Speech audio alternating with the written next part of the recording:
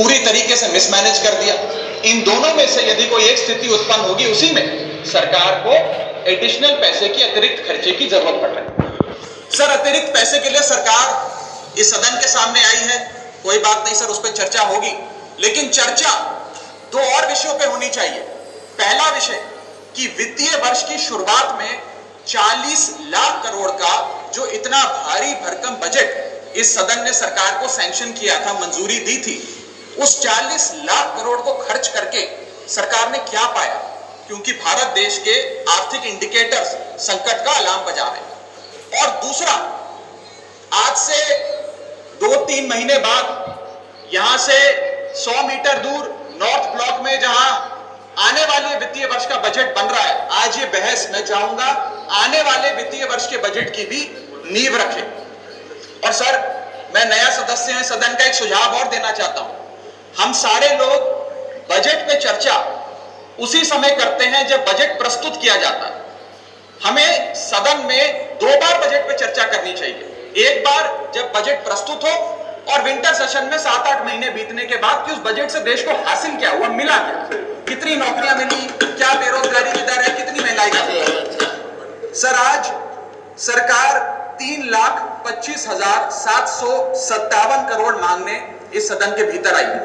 मैं माननीय वित्त मंत्री जी का ध्यान ये पैसे सैंक्शन करने से पहले और सदन का ध्यान इस पैसे को अनुमति देने से पहले 8 बड़ी बीमारियां जिससे आज भारत देश की अर्थव्यवस्था पीड़ित है, बीमार है, उसकी तरफ करना चाहता हूं। पहली बीमारी है सर बेरोजगारी। इस सरकार ने चुनावों से पहले वादा किया था, भारतीय जनता पार्टी ने वादा किया था कि हम 2 करोड़ नौकरियां हर वर्ष देंगे।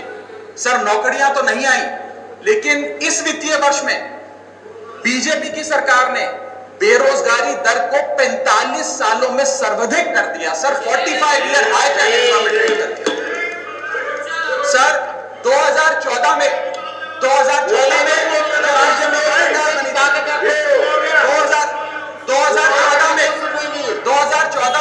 जब इनकी सरकार बनी थी, तब देश का बेरोजगारी दर 4.9% था। जब इनकी सरकार बनी थी तो बेरोजगारी दर 4.9% था। आज 8 साल बाद 2022 में ये बेरोजगारी दर 4.9% से बढ़कर 8% पे आ गया। 8%। और ये तो ऑर्गेनाइज सेक्टर की बेरोजगारी।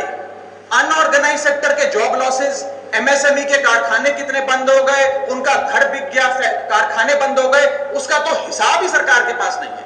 अभी कुछ ही समय पहले लोकसभा में जवाब देते हुए वित्त मंत्री जी ने देश को बताया कि कुल 22 करोड़ आवेदन पत्र भारत सरकार के पास नौकरी मांगने के लिए आए। उन 22 करोड़ आवेदन पत्रों में से आपको जान के चंदा होगा, सरकार ने मात्र 7 लाख लोगों को नौकरी दी। सर, 22 करोड़ आवेदन पत्र के मुकाबले 7 लाख लोगों को नौकरी दी।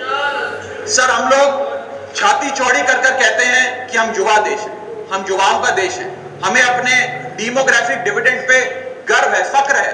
सर, भारत का डेमोग्राफिक डिविडेंड बेरोजगारी के तले दबता जा रहा है, सड़कों पे लाठियां खा रहा है, और भारत सरकार डेमोग्राफिक डिविडेंड को डेमोग्राफिक डिजास्टर में तब्दील करती जा रही है। सर, ये सच्चाई है आज।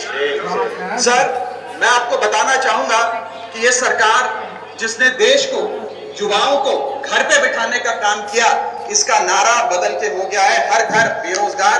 यही है आज की भाजपा सरकार। सर, मैं दूसरी बड़ी बीमारी जो इस भारत की अर्थव्यवस्था को लगी है उसकी तरफ आपका ध्यान आकर्षित करना चाहूंगा। दूसरी बड़ी बीमारी है सर इन्फ्लेशन, यानी कि महंगाई। इन्फ्लेशन को कहा जाता है sir, inflation is taxation without legislation. वो महंगाई जो सरकार कानून लाए बिना जनता पे थोप देती है। सर, आज भारत की महंगाई इस वित्तीय वर्ष में 30 सालों में सर्वाधिक थी। सर, 30 ईयर हाई पे, जहां भारत की थोक महंगाई 12 से 15% के आसपास घूम रही है और खुदरा महंगाई 6 से 8% के आसपास घूम रही है। वादा किया था सर आय बढ़ाने का, आय तो बढ़ी नहीं, महंगाई बढ़ गई। और सर, बढ़ती महंगाई और घटती कमाई के चलते आज देश को आधार कार्ड की नहीं, उधार कार्ड की जरूरत पड़ रही है। देश के आम आदमी को उधार कार्ड की जरूरत है।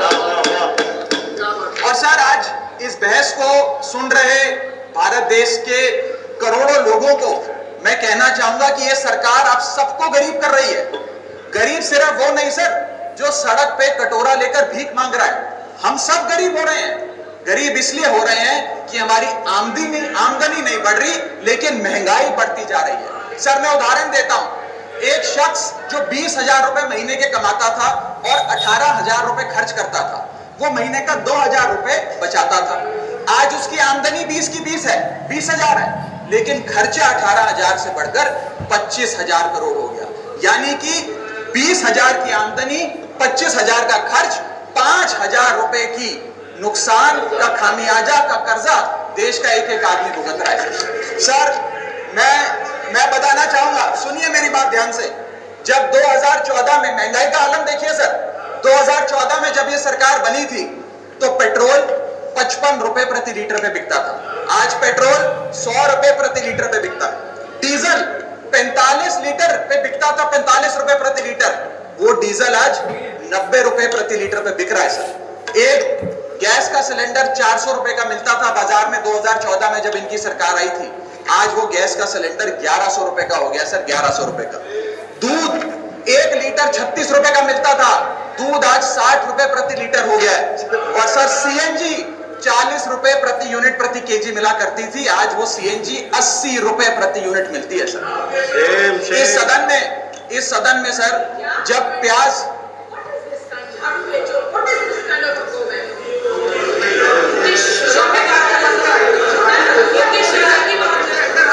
सर आपका प्रोटेक्शन चाहिए, प्रोटेक्शन नहीं है सर, ये बात सही है सर, से देखिए जरा। चलो बोलो सर, चलो बोलो सर जब देश में, I am not yielding but sir, इस देश में जब प्याज के दाम 100 रुपए प्रति केजी के ऊपर हो गए और इस सदन में हंगामा हुआ तो माननीय वित्त मंत्री जी ने कहा कि मैं प्याज नहीं खाती, तो मुझे उनके भाव से, प्याज की कीमतों से कुछ लेना देना नहीं है। ये मेरा विश्वास है सर कि माननीय वित्त मंत्री जी आटा, चावल, दाल, दूध, दही, पनीर तो अवश्य खाती होंगी, क्योंकि इन सब के भाव बढ़ गए। जीएसटी लगा लगा के इन्होंने देश की थाली नॉमिक्स, फूड इन्फ्लेशन को बिगाड़ दिया। आटा, दाल, चावल, दूध, दही, सबके रेट आज स्काई रॉकेटिंग है सर, आसमान छू रहे हैं। और भारत की फूड इन्फ्लेशन 10% से लेकर 17% के बीच पूरे वित्तीय वर्ष में मंडरा रही है। ये हालात है सर भारत की थाली नॉमिक्स की। मैं बताना चाहूंगा सर कि इस सरकार ने अमीरों को अमीर और गरीबों को गरीब करने का काम किया। पर कैपिटा इनकम किसी भी देश की आर्थिक स्वास्थ्य का एक बहुत बड़ा इंडिकेटर होता है। भारत की पर कैपिटा इनकम वित्तीय वर्ष 2021 में सर 9,160 रुपए से गिर गई, यानी कि हर व्यक्ति की औसतन कमाई 9,160 रुपए गिराने का काम किया। यानी कि आमदनी 98, खर्चा रुपया, ये सरकार ने करके हम सबको दिया है सर। तीसरी बड़ी बीमारी जो भारत की अर्थव्यवस्था को लगी हुई है वो है आर्थिक सुधार का झांसा, the hopes of economic recovery. इस वित्तीय वर्ष के पहले क्वार्टर में भारत की आर्थिक विकास दर 13.5% थी।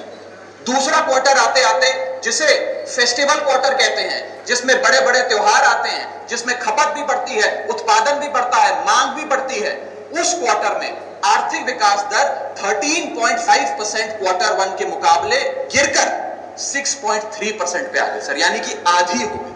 और अगर आप पिछले साल के क्वार्टर सेकंड से दूसरी तिमाही से कंपेयर करें तो क्वार्टर ऑन क्वार्टर 2021 में 8.4% दूसरी तिमाही की ग्रोथ थी, और इस बार इस क्वार्टर में जो अभी समाप्त हुआ 6.3% है। यानी कि भारत की आर्थिक विकास दर घटती जा रही है। और मुझे बड़े दुख से कहना पड़ रहा है कि जब वित्त मंत्री जी फरवरी में वित्तीय वर्ष 23-24 का बजट प्रेजेंट करेंगी, तब भारत की चौथी तिमाही की आर्थिक विकास दर 5% से भी नीचे होगी, which is unprecedented in recent time sir. ये भारत की इकोनॉमिक ग्रोथ की हालत है।